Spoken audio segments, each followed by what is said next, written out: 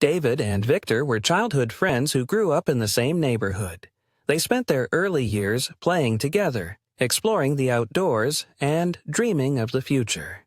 As they got older, life took them on different paths.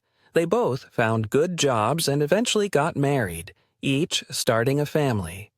Their jobs and family responsibilities kept them busy, leaving little time for anything else. Years passed, and they had no chance to meet or talk, but one day they bumped into each other on the street by chance.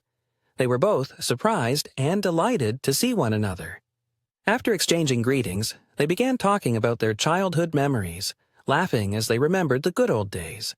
They decided it was time to reconnect and planned a fishing trip, just the two of them, like the old days.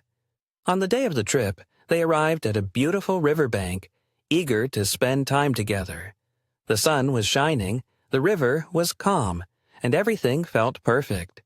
David was the first to catch a fish. He smiled proudly and put the fish in a bucket. Soon, he caught another one. Victor, on the other hand, hadn't caught anything yet. As the day went on, David continued to catch fish, while Victor's line remained empty. Hours passed, but Victor didn't give up. Finally, he felt a strong pull on his line. With excitement, he reeled in a massive fish, much bigger than any of David's catches. But to David's surprise, Victor looked at the big fish for a moment and then threw it back into the river. David was puzzled, but decided not to say anything. Shortly after, Victor caught another big fish. Once again, he threw it back into the river. Now, David couldn't keep quiet. He turned to Victor and asked, "Victor, what are you doing? After waiting so long, you finally caught some big fish, but you keep throwing them back." Victor looked at David with a sad expression and explained, "I know these are big fish, but I brought a small frying pan.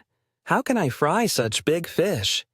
David stared at Victor for a moment, then burst out laughing. "Victor, you don't need to fry the whole fish at once. Just cut the fish into small pieces and then you can fry them." Victor looked at David, realizing how simple the solution was. He couldn't help but laugh too. The two friends laughed until their sides hurt, enjoying the moment and the joy of being together.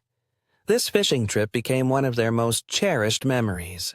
It reminded them that sometimes we make things more complicated than they need to be, and often all it takes is a good friend to help us see the simple solution.